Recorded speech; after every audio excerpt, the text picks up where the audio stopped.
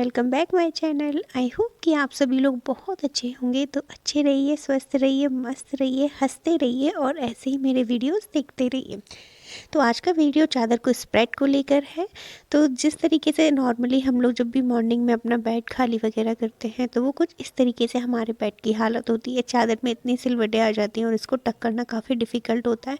और जो बेड मतलब किनारे से चिपके हुए होते हैं उनको तो टक करना काफ़ी डिफ़िकल्ट हो जाता है, क्योंकि उनमें चादर को अंदर तक पुश करना और इस तरीके से करना कि बार बार ना खुले तो काफ़ी डिफ़िकल्ट हो जाता है। तो चलिए आज कुछ ऐसे ही सॉल्यूशन मैं आपके साथ शेयर करने वाली हूँ कि आपकी जो चादर है वो बिल्कुल भी नहीं हटेगी। एटलीस्ट 1 आवर तो छोड़िए, पूरे 1 हफ्ते तक आपकी चादर बिल्कुल भी ख़राब नहीं होगी। तो चलिए फटाफट से बिना देरी किए हुए वीडियो स्टार्ट करते हैं।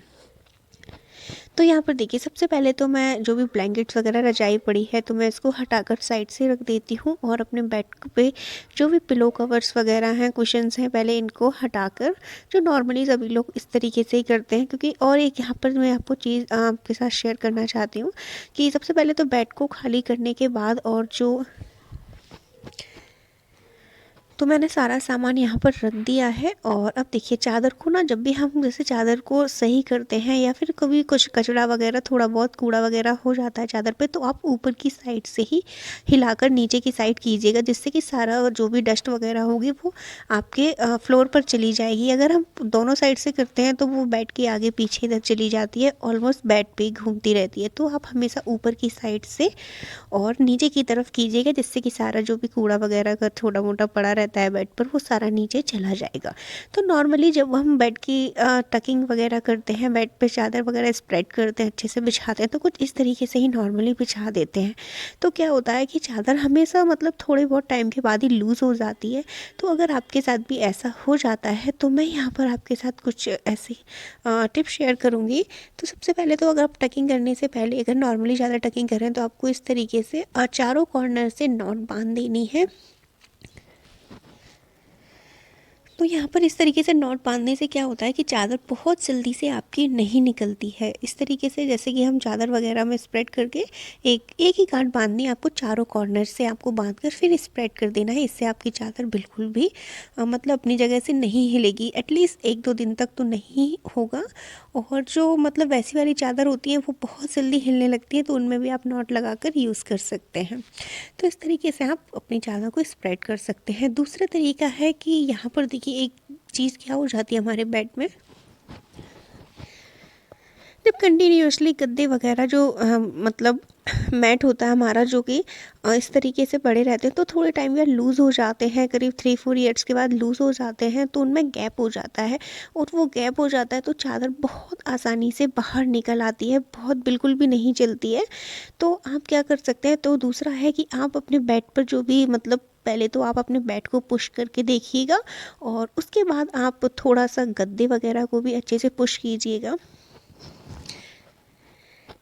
यहाँ पर तो मैंने थोड़ा सा धक्का लगाकर देखा अपने बेड को और अच्छे से, और हाँ, यहाँ पर इस तरीके से बेड को थोड़ा सा पुश कीजिएगा इस तरीके से।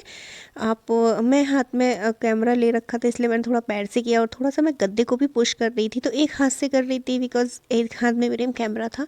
एंड बाद में मैंने देखी यहाँ पर इस तरीके पुश करने के बाद इतना इसमें गैप भर गया है, फिर भी अभी थोड़ा सा खाली है। तो अगर इस तरीके से खाली रहता है तो चादर बहुत जल्दी निकल जाती है। तो इसको फिल करने के लिए आप एक ट्राई कर सकते हैं। तो यहाँ पर मैंने लिया है न्यूज़पेपर। आप जो होता है ना, आप गद्दे वगैरह का भी यूज़ कर सकते हैं, बट हमें ऐसा सॉल्यूशन चाहिए था जो हर घर में मिल जाए। तो हर घर में न्यूज़पेपर तो होते ही होते हैं, तो आप इस तरीके से न्यूज़पेपर की एक रोल 3-4 न्यूज़पेपर इकट्ठे करके ले लीजिए और उनको अच्छे से इस तरीके से आपको रोल कर लेना है, जैसा कि आप वीडियो में देख पा रहे हैं।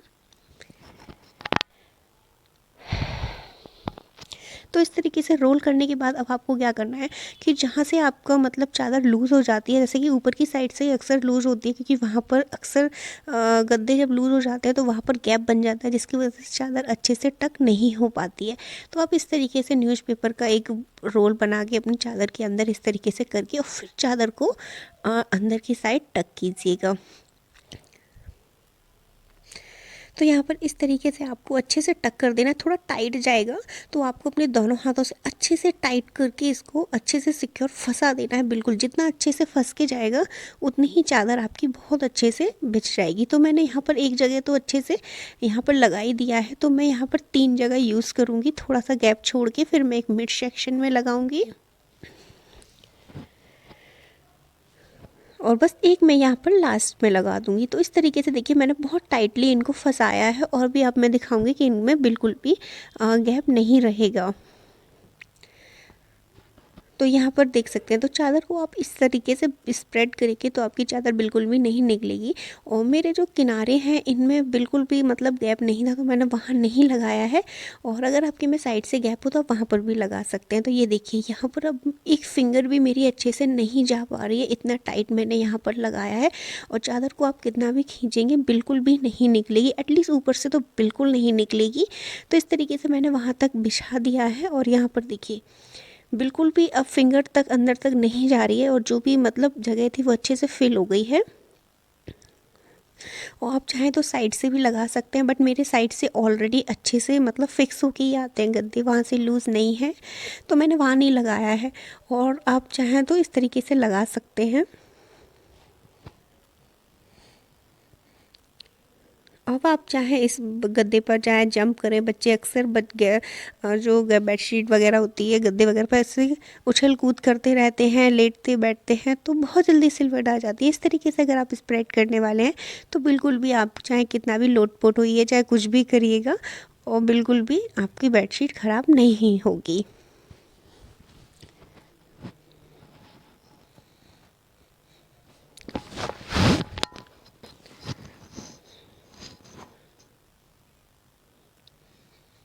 तो गाइज़ यहाँ पर एक चीज़ और मैं आप लोगों के साथ शेयर करना चाहती हूँ। तो अभी देखिए यहाँ पर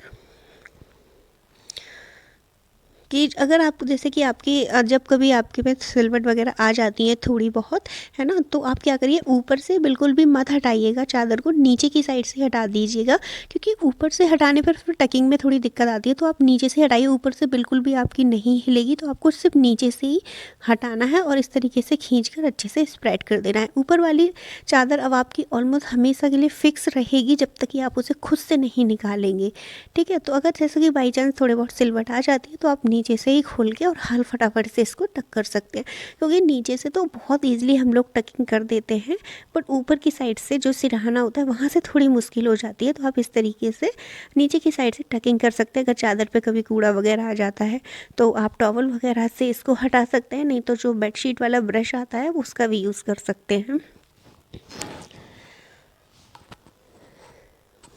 उसके बाद नॉर्मली आप जिस तरीके से अपने पिलो कवर्स, कुशन कवर जो भी लगाते हैं आप उनको इजी तरीके से लगा दीजिए। और अब यहाँ पर मैं अपनी जो ब्लैंकेट है उसको भी यहीं साइड से रख देती हूँ, बिकॉज़ विंटर्स का टाइम है तो दिन में दोपहर में ये रजाई जो हमेशा खुली पड़ी रहती है, तो आप इसको इस तरीके से रख सकते हैं। और रजाई को बेड पर कैसे रखना चाहिए इसका जो वीडियो है फुल मतलब ट्यूटोरियल वीडियो मैं ऑलरेडी अपने एक वीडियो में शेयर कर चुकी हैं, उसका लिंक मैं मेंशन कर दूँगी डिस्क्रिप्शन बॉक्स में, आप वहाँ से चेकआउट कर लीजिएगा। तो इस तरीके से आपको रजाई अपनी रखनी। तो गाइज़ ये था आज का वीडियो, आई होप कि आपको पसंद आया हो। पसंद आया तो प्लीज़ वीडियो को लाइक और चैनल को सब्सक्राइब कर लीजिएगा। फिर मिलेंगे हम अपने ऐसे किसी नेक्स्ट वीडियो में। Till then bye bye.